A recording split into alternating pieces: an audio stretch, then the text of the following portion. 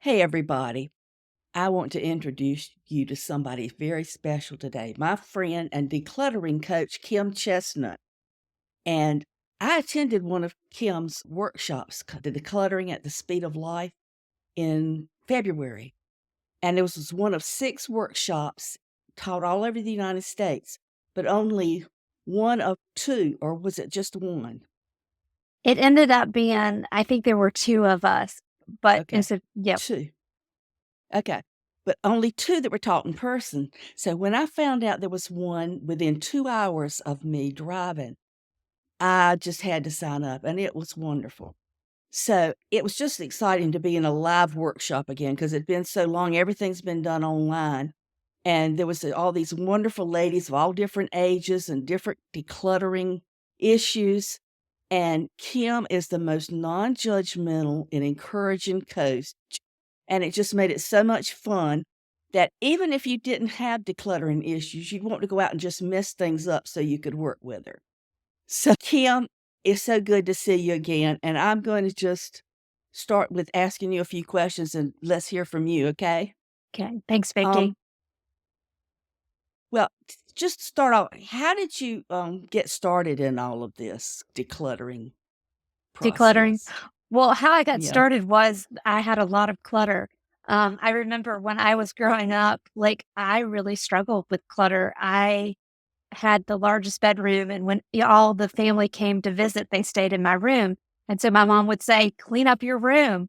Well, I didn't know how to really clean up my room, so what I would do is I would stuff everything underneath the bed, in the closets, in all of the Yeah. drawers, so on the surface, it looked really super clean, but the reality was if you opened anything, it was a crap-a-lanch.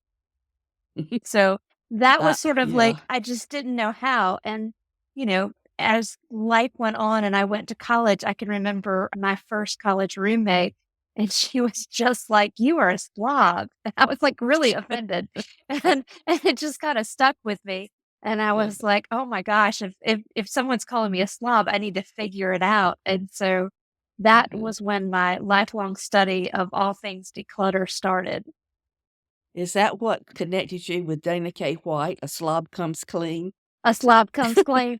Well, it's so Yeah. funny, like, it was sort of a Ellen St. James wrote a book, it was called Simplify Your Life, and there were programs on TV. There were, like, The Fly Lady when I was Uh-huh. had a stay-at-home mom, she really helped me out a lot.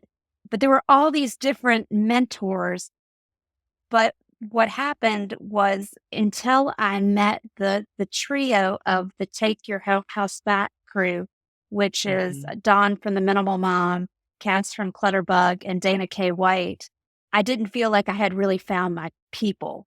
And Mhm. when I got with them, what I found was I was really able to understand, the different types of clutter thresholds, ways that really work for my brain, especially with ADHD. Yeah. And so, yeah, so it just got to be really super fun.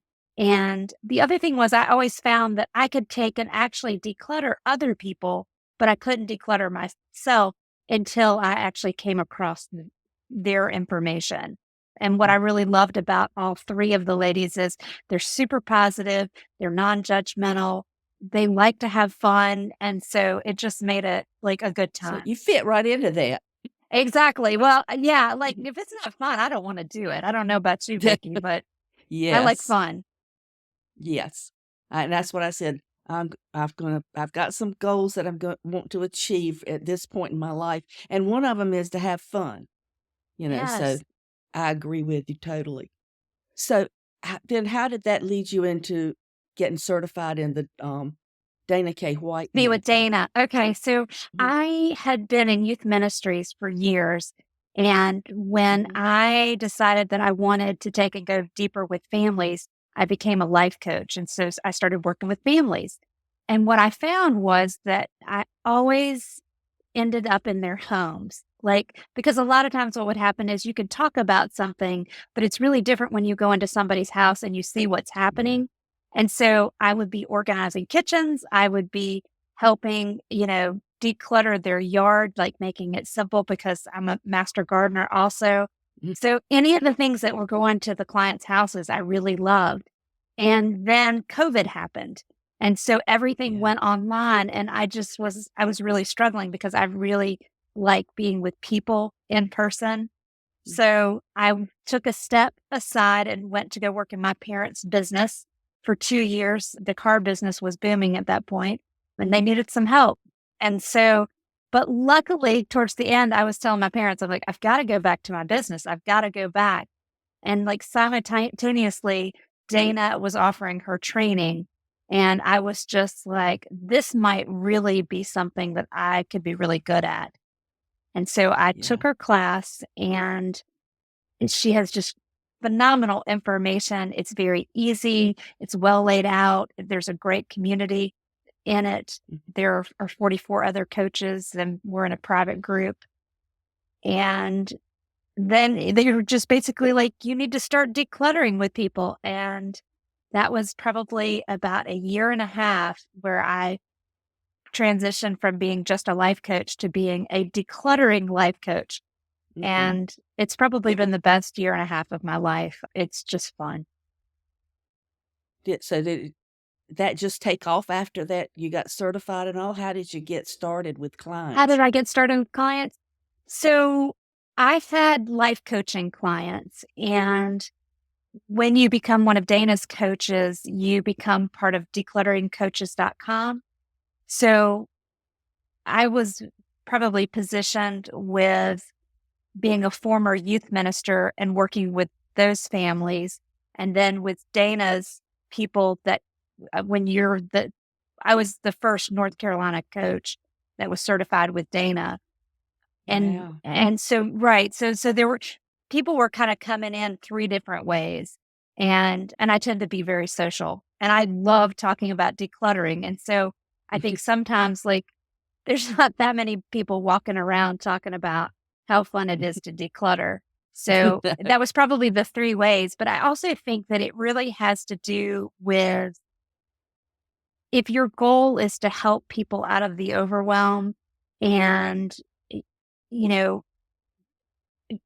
for me, I always prayed about it. And I was like, okay, God, send the people, that I need to help. And it just naturally just kind of took off. And I don't know. That's what happened. But I also think that I also was at an age. I'm 55 now, and that was like when I was what 53, 52, going into 53.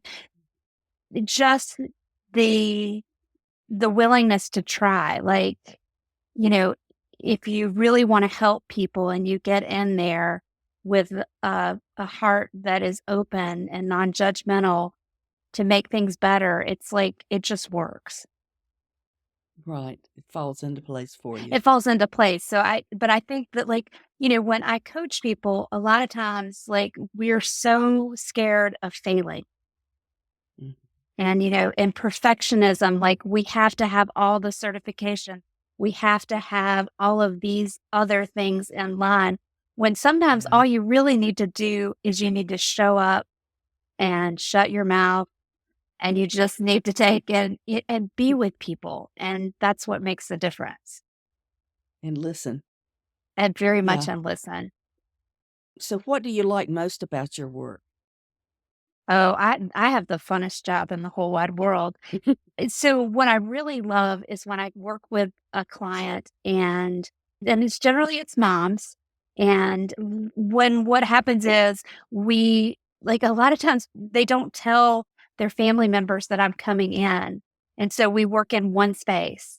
And so like their family all of a sudden is like, well, what's going on? Because like the energy in the house shifts. And so then when we get in session 2, session 3, like big changes start happening because more space is being claimed, for the family to be able to Mhm. live easier. And then what happens is I end up working with the kids. And that is like the funnest because like Mm. they know something's going on. It's different with mom. And then, you know, they get on Yeah. board. And a lot of times, like, they'll listen to me because I'm an outsider. And so, like, my kids were the same, Right. right? And so it's just kind of fun because my kids are 26 and 23. So I've been there and I know how that is. Like, you're overwhelmed. And Yeah. there's so much busyness, and just sometimes we as moms, we just need just a little bit of help and just a little bit of understanding and just a little bit of just time. And that's where I'm really lucky is I actually spend usually at minimum an hour and a half, if it's online. But generally at my on sessions, I'm like there 3.5 hours to 7 hours. And so you really get to Mm. just be together and do things. Right. So you do both virtual coaching and in-person coaching? Yeah, and so it's so funny in the pandemic, I didn't wanna be online, and now, Mhm.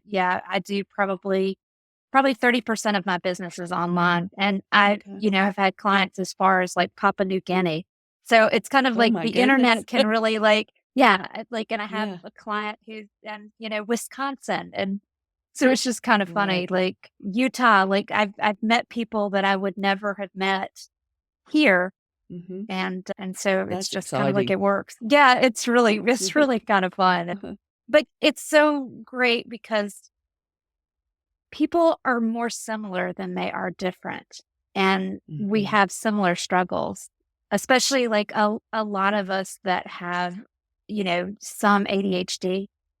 And sometimes sometimes it's harder for us to keep our houses because the routine of it and the daily maintenance, it's harder. And Yeah. a lot of times we don't know the things like the difference between clutter and everyday messes. And we don't have the Mhm. habits created to be able to do the things every day to keep our houses Mhm. up. And so that's where some of Right. the life coaching comes in, is to help create the habits, because you can declutter, but if you don't have some of the habits to support yourself, then what happens is Mhm. your everyday messes turn into clutter. Right. Okay, what's the least favorite thing that you have to do? So it's so funny. So probably my least favorite is the take it there now. So I offer an SUV worth of takeaway. And that's the thing that generally most people struggle with, is getting the donations out to the donation center. And it's not the worst thing, but sometimes I'm just like, Okay. oh, I guess I have to drive it to Yeah. the donation center. But again, So because it's my job, I do it. yeah. But if I had to think about the worst, it's sometimes like that can be the worst because, it's always more fun to go declutter than it is to Yeah. drive the donations to the donation center. Okay, so explain this briefly what you mean by the "take it there now" step. Get there now. So in Dana's method, she has a 5-step no mess method. And her method is, first you look for trash, because there's always trash. I mean, even in the cleanest, tidiest of homes, there's Mhm. just always inadvertently trash. And then the second part is you look for anything that already has a home and you take it there now. And so I'm considering, like, when I get my van full, taking the donations to the Mhm. donation center is step 2, taking it there Mhm. now. And then the third step is so look at me, you're telling me I'm thick. Okay, so trash, take it there now, done, donations. So that would be something that would be easy to get rid of. It's something that does not make your head spin. It would be something like a shirt that is stained, it's too small, it's scratchy, not your color, something that's very easy to let go of. And then the fourth thing is the 2 declutter questions. And that is, where would you look for it now? And if you would not look for it, that would might be something to donate. And then the other part is, Vicky, I'm not doing this without my little my little thing, and this is And you live, don't right? have somebody in front of you doing the I know, process doing to the look at. process. Yeah, I know. Yeah. So take it there Well, that's now. alright. People can look it up, They right? can, I know, but this is live, so that's hilarious. Yeah. But more of it is, if you Mhm. wouldn't look for it, that really is something you would let go of. And, oh, Mhm. I know what the question is. Would it ever occur to you that you own this item? And if it never Yeah. would occur to you, that might be something also, because you wouldn't go looking for it. And then Mhm. lastly is make it fit. So her method is very much about letting the container be the bad guy. So our Mhm. houses are containers, our drawers are containers, our closets are containers, and they have limits. And so what happens is when you exceed the limit, then what happens is Yeah. you have clutter. And so the reality is make the space the bad guy. Like your space is your space and make it fit the space. And that's really Yeah. kind of hard for a lot of people. That's one of my problems.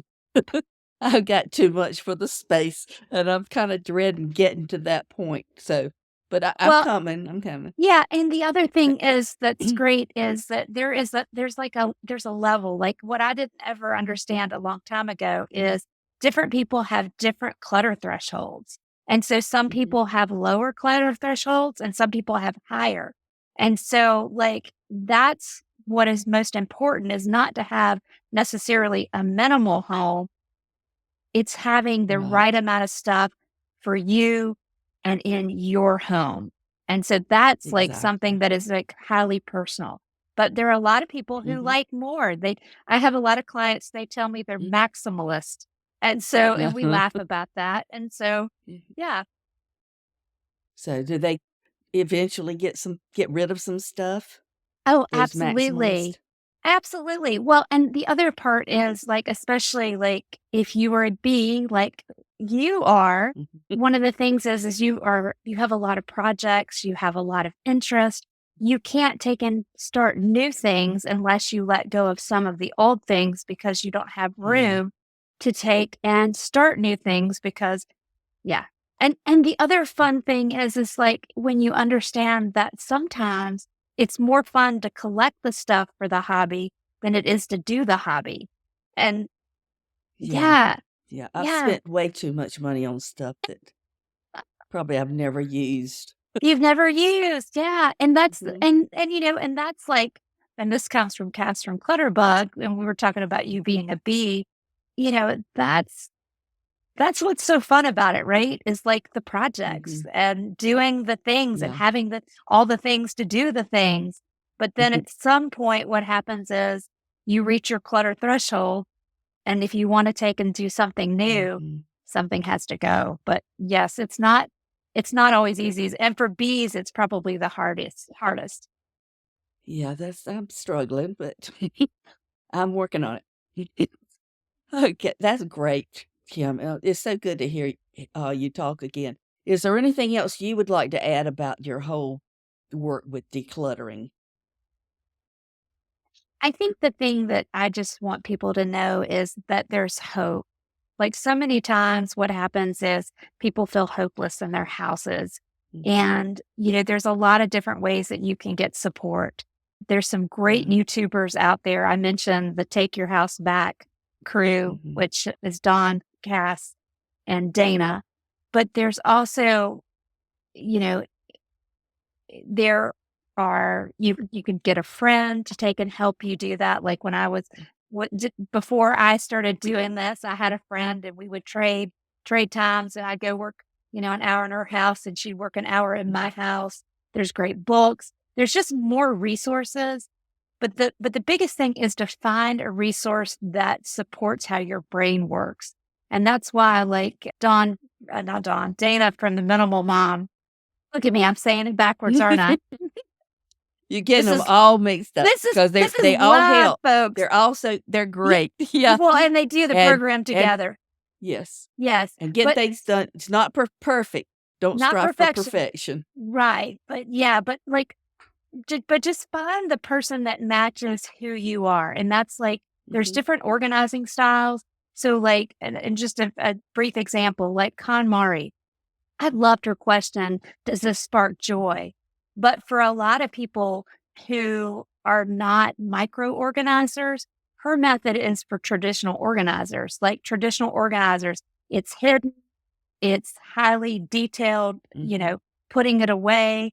So, you know, not all organizers teach that same method. And so finding a method that works well with your personality type. And that's why, like, Yeah. they fall in a lot of different categories. So if you're failing with one, don't give up. Like, it just maybe Mhm. you need to find somebody who helps organize how your brain works. Yeah, and I think that what you're saying is something that's so important because I think so many people think, "I've got" if you say decluttering, that means I've got to do this process, and it depends on who you are and how you work and how you think. So it can be look very different for this person than another person. It absolutely can. And it also has to do with the fact, do you like to see your things or do you Mhm, like your stuff hidden? Do you like to just put something away very easily and you can just toss it in mhm, with a lot of other things in broad categories? Or does it mhm, have to be micro organized? And depending on where you fall on how you sort and how you store, mhm, it can just make a lot of difference. But and the other part is we throw the word hoarder over there because like for some people who are visual, like a lot of times they get accused of being hoarders and they just have a mhm. higher threshold. And so Yeah, it's just like just make sure that you're surrounding yourself with people who support you. Like that's at the end of the day, finding people who, you know, bring out the best in you and support you and help you do the things that you need and you know yeah. and also That just applies to life in general, it doesn't it it? really does and especially like if like sometimes clutter can be delayed trauma like there's Mhm. all of those things. That's great. It's so good to talk to you again, Kim, and Oh, see you're so you. I wish we welcome. had another workshop. It was so I much fun. I know. Of Well, I course, said, now see, I'd rather do workshops than actually do the work, obviously, so I'm still working on that. But anyway, thanks so much for being with me today, and "You're welcome." I said, yeah," and I said, and all of those things, like, she'll clarify the show notes, the yeah, five-step decluttering method, who belongs with who. Yeah. yeah, don't worry about it. We'll get it all straightened out in another one. But this is just the introduction, and I wanted to introduce you to one of the best. So Oh, thanks, Kim. Kim thank you, Chestnut of Vicky. Kim Chestnutt Coaching. I'm Yeah, gonna okay. thank you, Vicky.